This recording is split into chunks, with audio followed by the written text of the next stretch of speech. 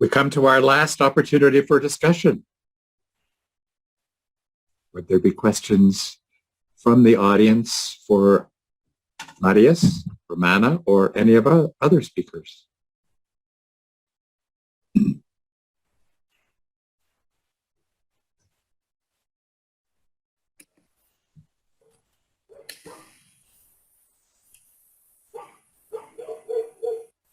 I wanted to ask Zuzana if she's there. Yes. She has used opioid in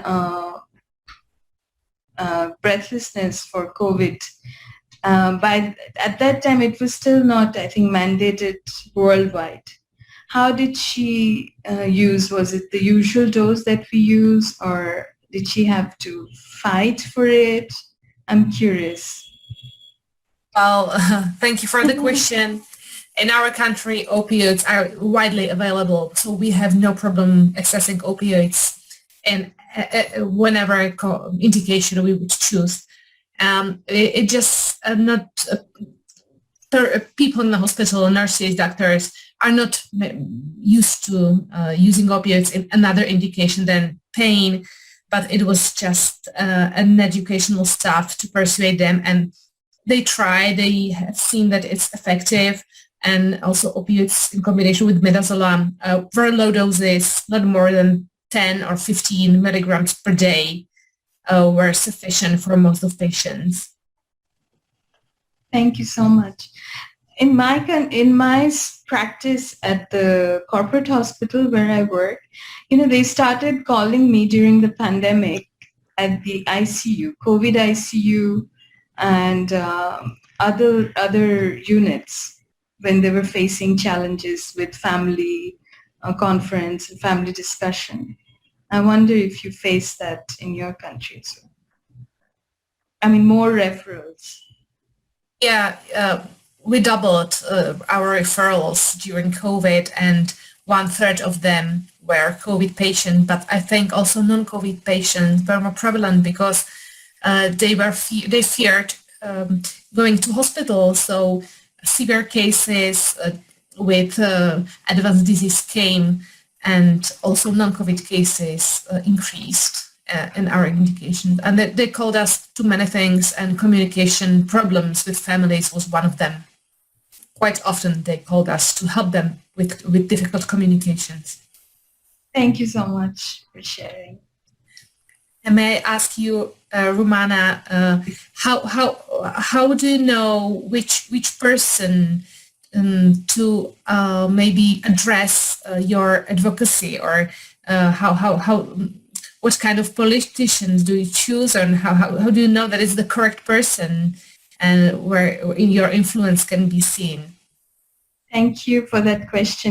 When I heard Charles mention communication and building relationship, I think advocacy sounds like a huge thing, but it starts with small communication and building relationship. So with my colleagues, when there are patient advocates, if we influence them, they become advocates themselves. We've seen that in Charles's video as well. And then, starting from that point up to politicians, even our colleagues, doctors who would refer patients, only if they know, if they're motivated, they will become advocates, which has happened during the pandemic. I don't know what, maybe we were all stressed and feeling close bond, and we were sharing our issues, and I started getting patients. So their advocacy worked. Also with our ministry, Farzana and I and other colleagues have worked together, and we could see that things were happening. It was easier. Then from Bangladesh to talking to Geneva mission, and influencing World Health platforms, influencing UN platforms. It's been a great pleasure to see the change happen with the guidance of our mentors, Liliana, Catherine especially, and as you can see, most of us have been mentored for this presentation. Frank and Ron, thank you once again. So, advocacy is a huge arena. It's like battlefield doesn't sound positive, but let's say it's a change maker in every aspect. Well, as you say that, I reflect on Stephen Covey's concept of circle of influence and circle of concern. Yes. What you're doing is reaching out to your circle of concern, developing relationships and saying, come join us and be part of our circle of influence. Each one of you has demonstrated that, yes, in your presentations today. And Romana, you give it life in the concept of advocacy and how the platforms are so important. Other comments or questions? Oh, Amir, I see your hand. Excuse me. Yes, thank you very much. Actually, it was a great presentation. It was a learning experience for me, and I'm very glad that I'm this platform. My question was for George, and since I'm also developing the content for the palliative care, so I would like to know how you choose the subject matter for the participant. What is the language you use for the online course? If you could please share with us. Thank you. Yeah, I must admit, in the first place, it were my ideas on the course, and then we made up a working group who was discussing the ideas, and then we just tested it out. And interestingly, the participants found that it was totally filling all their wishes. So yeah, it was just by chance, I guess. But there haven't been so many comments to adapt it. And the language you used, it was English? Oh, the first language was actually in the working group was Scandinavian. I was working in Norway when we were talking Norwegian, Danish, and Swedish all together. And the first presentation actually was in Norwegian. But after the people from Switzerland and from Scotland joined, we switched over to English. Okay. Thank you very much. You're welcome. Other comments or questions? Yes, here. Yes, please. Hello. Thank you very much for all this presentation. It's very, very useful. And I really like what Dr. Romana said about the advocacy. Is very well described as this small talk, because I am kind of having that experience. But I have some questions. It is challenging from these small talks, which I believe are really a key element in our advocate work, how to translate that into how to identify what might be the best way to translate that into maybe a position paper or a tweet or whatever. But this must be then shared with the community, with the scientific community or your partners. I really find challenging to identify what's the way to keep going that information or the process, and also to try to keep things clear that everyone can understand what's the direction of what's happening, because everyone can do just their own interpretation of what's going on. And that's personally, that makes me feel a little bit nervous when people do interpret something different than what was the original idea. So for those things, I would love to hear some advice. Thank you. Thank you so much for your question. I think keeping it simple is very important, and who we are talking to. If it's someone, a colleague we want to influence, just for them to understand that palliative care will help their patients. And as we know that it also adds life, adds days to their lives. And then when they're motivated, then there's no end to having palliative care, colleagues who are friends of palliative care. And when you want to scale this discussion up, the best way is to find specific goal, what we want to share and what we want to achieve nationally first. So working on that, it's good to make friends with ministry, health ministry person, and influencer, like within your circle of influence and larger circle of influence.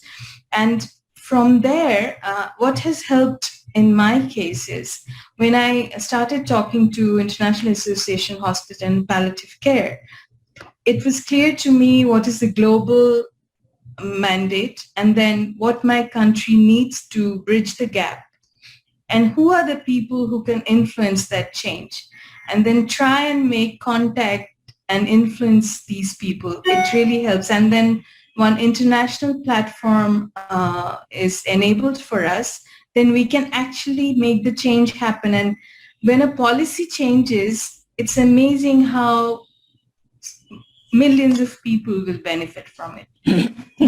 Communicating to one person versus communicating to larger audience. So I hope this helps. Thank you. Thank you. I see Agnes, welcome. You have your hand up.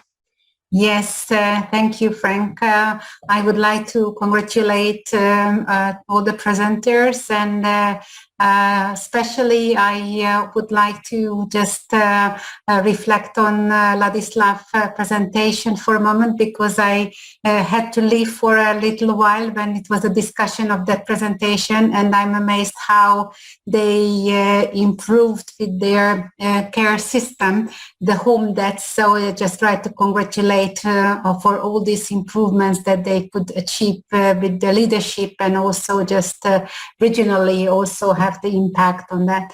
And one other comment to Romana, just related to her question using the opioids and especially morphine, because what I also experienced during the pandemic, that the use of morphine is just very common or acceptable for patients with cancer, but for non-cancer patients it's much more challenging. So we had a protocol that we used and we introduced for non-ICU COVID patients.